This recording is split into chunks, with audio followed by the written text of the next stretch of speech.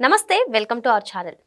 ముంబై నటి జత్వానీ వేధింపుల కేసులో పిఎస్ఆర్ ఆంజనేయులు గారు అరెస్ట్ అయిన సంగతి తెలిసిందే. మరి మొత్తానికి ఈయనకు 14 రోజుల పాటు రిమాండ్ విధించారు. ఈ రిమాండ్ రిపోర్ట్లో కీలక విషయాలను కూడా జోడించినట్లు తెలుస్తుంది. దీనిపైన పూర్తిగా విశ్లేషించడానికి మనతో పాటుగా ఉన్నారు సోషల్ యాక్టివిస్ట్ శ్రీలీల గారు. నమస్తే. నమస్తే.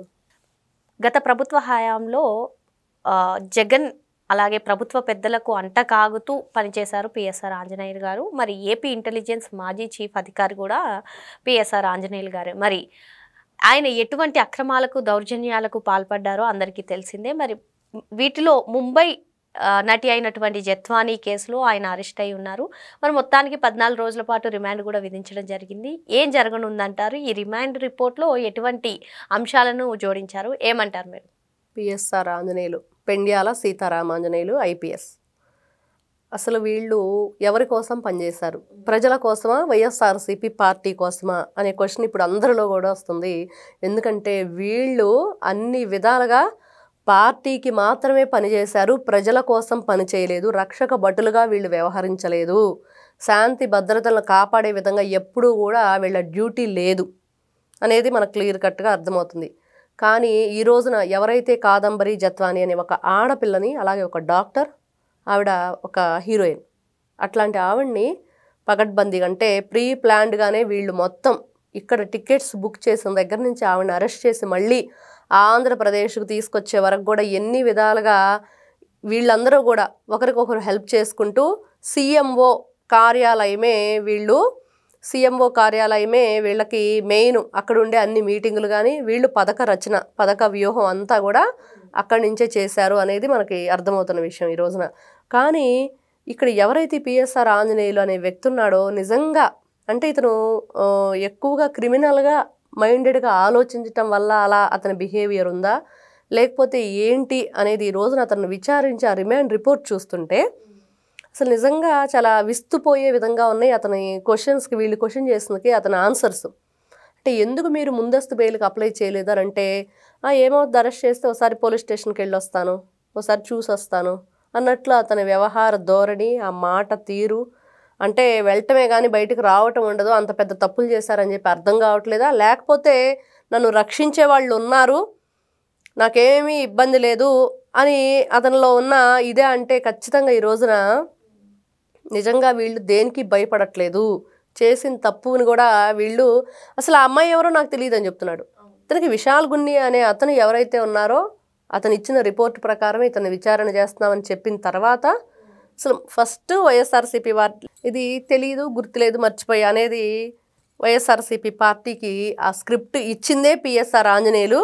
మరి అదే స్క్రిప్ట్ని ఈ రోజున అతనే చెప్పి మరి సంచలనమైన ఇదిగా మారింది ఆ విషయం. అయితే మరి ఏం చేశాడు ఇతను అంటే, కాదంబరి జత్వానీ అనే ఆవిడని తీసుకురావటం, బంధించటం. ఇక్కడ అసలు ఎంత దారుణంగా అంటే, ఒక డాక్టర్గా, ఒక ఆడపిల్లగా, ఒక నటిగా ఆవిడ కనీసం శానిటరీ ప్యాడ్స్ కూడా ఇవ్వకుండా ఇబ్బంది గురి చేశారంటే ఎంత భయంకరమైన సిచ్యువేషను. మరి ఇట్లాంటి వ్యక్తులు రక్షక భటులుగా ఉండాల్సిన ఒక ఐపీఎస్ అధికారి, డీజీపీ రేంజ్లో అతను ఉండాల్సిన వ్యక్తి, మరి ఇట్లాంటి దారుణమైన చర్యలకు వీళ్ళు పాల్పడ్డారు అని అంటే ఈ రోజున ఆడపిల్లల కన్నా తల్లిదండ్రులు ఆంధ్రప్రదేశ్ రాష్ట్రంలో ఏం ఆలోచిస్తున్నారంటే, ఇట్లాంటి వ్యక్తులన మనం ఒకప్పుడు ప్రజాప్రతినిధులుగా పెట్టుకొని వాళ్ళ కింద ఇట్లాంటి పోలీసు వ్యవస్థ నడిచిందా? మరి ఆ రోజున టీడీపీ గవర్నమెంట్లో ఉన్న వాళ్ళందరి మీద కూడా కేసులు నమోదు చేయటం, అదేవిధంగా అంగళ్ళు రాళ్ల దాడి చంద్రబాబు నాయుడు గారి మీద జరిగిన దాంట్లో కూడా కీలక పాత్ర పోషించారు ఎవరైతే పిఎస్ఆర్ ఆంజనేయులు ఉన్నారో ఆయనేననేది ఈ రోజున వినిపిస్తున్న విషయం. మరి ఇతను మొన్న ఎవరైతే మద్యం కుంభకోణంలో రాజ్ కసిరెడ్డి అనే వ్యక్తికి కూడా ఇతనే కర్మకర్త క్రియగా ఉండి అతన్ని ఏ విధంగా తప్పించుకోవాలి, ఏ విధంగా వీళ్ళు ఏదైనా విచారణకు రమ్మని నోటీసులు ఇస్తే ఎలా రెస్పాండ్ అవ్వాలి, దానికి తగ్గట్టుగా అన్నీ కూడా విజయవాడలో ఉండాలి, ఇతను సస్పెండ్ అయ్యాడు అని పదే పదే చెప్తున్నా కూడా అక్కడి నుంచి ఇతను హైదరాబాద్ వెళ్ళటం, హైదరాబాద్లో కొన్ని చోట్ల ఒక ఏర్పాటు చేసుకుని ఒక స్థావరాన్ని అతను అక్కడి నుంచి కూడా అన్నీ నడిపించినట్లుగా కీలక సమాచారాలన్నీ కూడా తెలుసుకున్న పోలీసులు అతనే చెప్తున్నాడు, వారం రోజుల ముందే నాకు తెలుసు మీరు అరెస్ట్ చేస్తారని. మరి ఇవన్నీ వింటుంటే ఏ విధంగా ఉందంటే, నిజంగా భయం అనేది లేదా అంటే వీళ్ళకి ఎవరైనా రక్షిస్తారనే ఒక స్ట్రాంగ్ ఇదైనా ఉందా అంటే ఖచ్చితంగా ఈ రోజున క్షమించే ప్రసక్తే లేదు. హోమ్ మినిస్టర్ అనిత గారు చెప్తున్నారు, ఎవరిని కూడా వదిలిపెట్టేది లేదు, ఎవరినైనా సరే ఈ రోజున ఎవ్వరూ కూడా చట్టానికి చుట్టాలు కాదు, న్యాయబద్ధంగా చట్టబద్ధంగా మాత్రం వీళ్ళని అరెస్ట్ చేయడం జరుగుతుంది అని.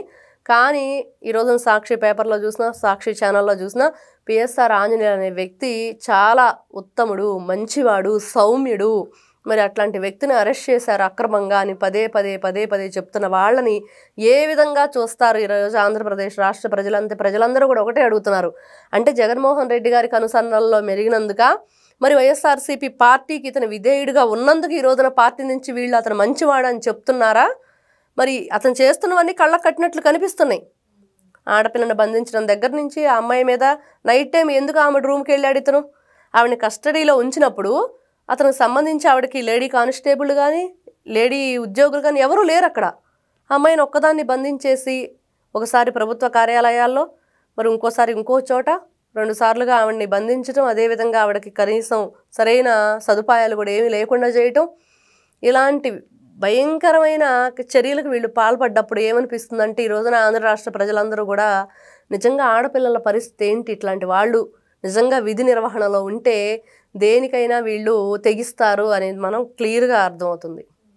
ఇంకా ఇప్పుడు చూసుకున్నట్లయితే జత్వాని కేసులో ఆయన అరెస్ట్ అయి ఉన్నారు. ఇంకా ఆయన చూసుకున్నట్లయితే రఘురామకృష్ణరాజు గారి కేసులో కూడా నిందితుడిగా ఉన్నారు. పలు కేసులు కూడా ఆయన పైన ఉన్నాయి.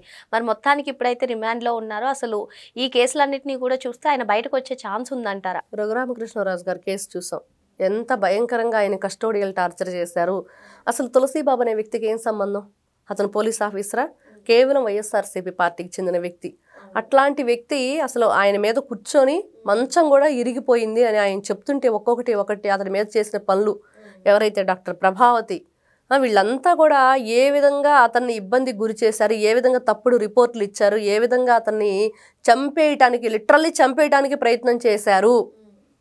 Pre plan murder, attempt murder, అది ఖచ్చితంగా వాళ్ళు ప్లాన్ చేసినట్లే. మరి అన్ని విధాలుగా చేసి నిజంగా ఈ రోజున వీళ్ళ చీకటి బ్రతుకులు బయట పెట్టడానికి ఆ వెంకటేశ్వర స్వామి నన్ను రక్షించారు అని చెప్పేసి డిప్యూటీ స్పీకర్ ఎవరైతే ఉన్నారో రఘురామకృష్ణరాజు గారు పదే చెప్తూ ఉంటారు.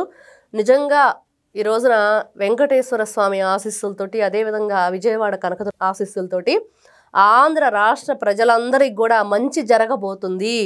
మంచి పరిపాలనలో ఇప్పుడు ఉన్నాము, మంచి ప్రభుత్వంలో మనం ఉన్నాము అనే దానికి నిదర్శనం ఏదైతే ఉందో ఈ రోజున ఈ జరుగుతున్న 2019 నుంచి 24 వరకు జరిగిన ఈ అన్యాయానికి, ఈ అక్రమాలకి, రాష్ట్రాన్ని సర్వనాశనం చేసిన వాళ్ళందరికీ కూడా ఒక్కొక్కరిగా వాళ్ళ మీద కేసులు నమోదవటం, వాళ్ళని విచారణకు పిలవటం, అదేవిధంగా రిమాండ్ జరగటం, ఇవన్నీ చూస్తూ ఉంటే నిజాలు బట్టబయలవుతున్నాయి.